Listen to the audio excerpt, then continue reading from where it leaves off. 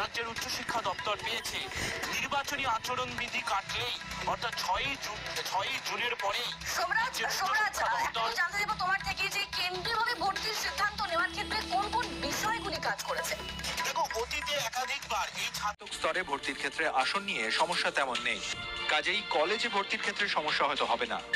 আর honours graduate হতে গেলে আপনাকে 3 বছর 4 বছর লাগবে, কারণ এমএ তে 1 বছর আপনার কমে যাচ্ছে ওখানে। সুতরাং এটা অ্যাডভান্টেজও বটে, কারণ যদি অন্যান্য রাজ্যগুলো করে আমরা যদি না করি।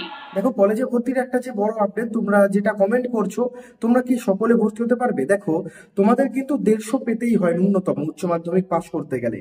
তো সেখানে তোমরা যারা 150 পেয়েছো বা 150-র বেশি পেয়েছো, 170, 180, 160 বা 200-র কম পেয়েছো বা 250 পেয়েছো বা 300-র কম পেয়েছো, যারা তোমরা কিন্তু সকলে এবছর কলেজে ভর্তি হতে পারবে। ঠিক আছে, তোমরা সকলে এবছর কলেজে ভর্তি হতে পারবে।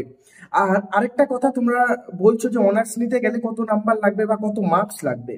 দেখো, মিনিমাম অনার্স নিতে গেলে তোমাদের প্রত্যেকটা সাবজেক্টে কিন্তু 40% অর্থাৎ 40 করে নাম্বার রাখাটা ম্যান্ডেটারি, এবং তোমরা যে বিষয়ে অনার্স নিতে চাইছো সেটাতে কিন্তু 45% বা 50% মার্কস দরকার। তোমরা যে সাবজেক্টে অনার্স নিতে চাইছো সেটাই কিন্তু 50%, কোনো কোনো কলেজে 60% মার্কসও দেখা হয়। তো ইতিমধ্যে কিন্তু তোমরা শুনেই নিয়েছো, জেনেই গেছো, জুন মাসের 22 তারিখ থেকে কলেজে ভর্তির পোর্টাল শুরু হয়ে যাচ্ছে।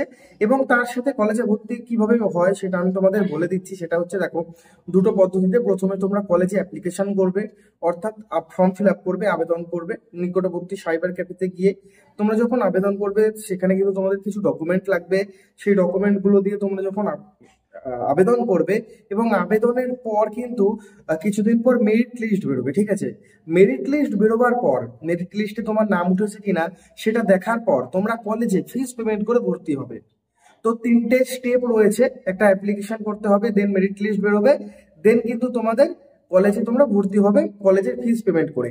তোমরা 1-এর বেশি কলেজে আবেদন করতে পারবে, 2টো না, 3টে না, 5, 6টা, 7, 8টা কলেজে কিন্তু তোমরা আবেদন করতে পারবে। ঠিক আছে, তোমরা কিন্তু 25টা প্রেফারেন্স দিতে পারবে এবং 1-এর বেশি কলেজে আবেদন করতে পারবে। এবার আমি তোমাদের বলে দিচ্ছি মেরিট লিস্ট কিভাবে তৈরি হবে। কলকাতা বিশ্ববিদ্যালয়ের আন্ডারে যে সমস্ত কলেজগুলো রয়েছে, মানে সিইউর আন্ডারে যে সমস্ত কলেজগুলো রয়েছে, যেমন Surendranath college, Ashutosh college, Bangabasi college, রিথুন college, city college, Dinabandhu college, Goenka college of commerce, Gurudas college, Jogamaya Devi college, এই সমস্ত কলেজগুলোতে বেস্ট অফ 5 প্লাস যেটাই অনার্স নেবে, মানে বেস্ট অফ 5 মার্ক, উচ্চ মাধ্যমিকে বেস্ট অফ 5 যোগ করবে, তার সাথে যেটাই অনার্স নেবে সেটা তোমাদের যোগ করবে।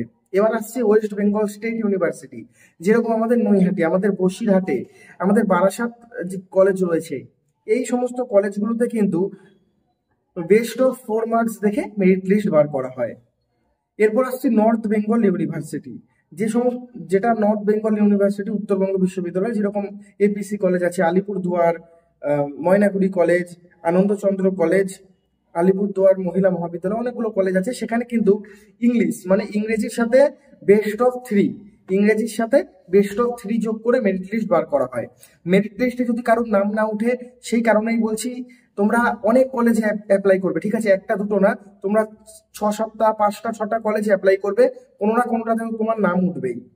এরপর বলছি গৌরবঙ্গর আন্ডারে যে সমস্ত কলেজগুলো রয়েছে সেগুলো কিন্তু বেস্ট অফ 5 প্লাস করে যেটা বেরোয়, মানে ধরো বেস্ট অফ 5 করে যত বেরোলো, ঠিক আছে, 200 ধরো হলো তোমাদের, তার সাথে 6 দিয়ে ভাগ করবে। বেস্ট অফ 5 যেটা ক্যালকুলেশন করে আসবে সেটাকে 6 দিয়ে ভাগ করে মেরিট লিস্ট বার করা হয়। তো মেরিট লিস্টের পরে আবেদন পদ্ধতি রয়েছে, এক একটা কোর্সে এক এক রকম টাকা। আর এবছর সেন্ট্রাল ভাবে যেহেতু ভর্তি হচ্ছে, একই ছাদের তলায় একই ওয়েবসাইটের মধ্যে প্রত্যেকটা ইউনিভার্সিটি নিয়ে চলে আসা হয়েছে, প্রত্যেকটা কলেজ নিয়ে আসা হয়েছে। তোমাদের কোনো রকম কিন্তু কোনো প্রবলেম হবে না। ওয়েবসাইট খুলে যাচ্ছে জুলাই থেকে তোমাদের কিন্তু মেরিট লিস্ট দিয়ে দেবে, এবং আগস্টের 1 তারিখ থেকে কিন্তু ক্লাস শুরু কলেজে, আগস্ট মাসের 1 তারিখ থেকে। কারণ অনলাইনে ভর্তি না হয়ে অফলাইনে ভর্তি হচ্ছে, দুর্নীতির অভিযোগ উঠেছে, বিতর্ক উঠেছে, আর তারপরে এখন সিদ্ধান্ত কেন্দ্রীয়ভাবে অনলাইনে ভর্তি প্রক্রিয়া হবে ভোটের পরে কলেজে কলেজে। বিস্তারিত জানবো প্রতিনিধি সোমরাজের কাছ থেকে। সোমরাজ, দেখো, উচ্চশিক্ষা দপ্তর সিদ্ধান্ত নিয়েছে কার্যত যে এবার অর্থাৎ চলতি শিক্ষাবর্ষে ছাত্র ভর্তি হবে কেন্দ্রীয়ভাবে অনলাইনে। এতদিন ধরে আমরা দেখে এসেছি কলেজ ভিত্তিক অনলাইনে ছাত্র ভর্তির প্রক্রিয়া পরিচালিত হয়েছে, কিন্তু এবার সেই ক্ষমতা চলে যাচ্ছে উচ্চশিক্ষা দপ্তরের হাতে। যেটা সূত্র মারফত এখনো পর্যন্ত জানা যাচ্ছে যে ছাত্র ভর্তির জন্য যে মেধা তালিকা তৈরির যে ক্ষমতা তা এবার থাকবে না কলেজগুলির হাতে, তার বদলে গোটাটাই উচ্চশিক্ষা দপ্তর মারফত পরিচালিত হবে। এর জন্য একটি নির্দিষ্ট পোর্টাল থাকবে, এই পোর্টালের মাধ্যমে গোটা প্রক্রিয়াটি পরিচালিত হবে। এমন হ্যাঁ সোমরাজ, কাউন্সিলিং প্রক্রিয়া হয় ঠিক এই একইভাবেই গোটা প্রক্রিয়াটি পরিচালিত হবে।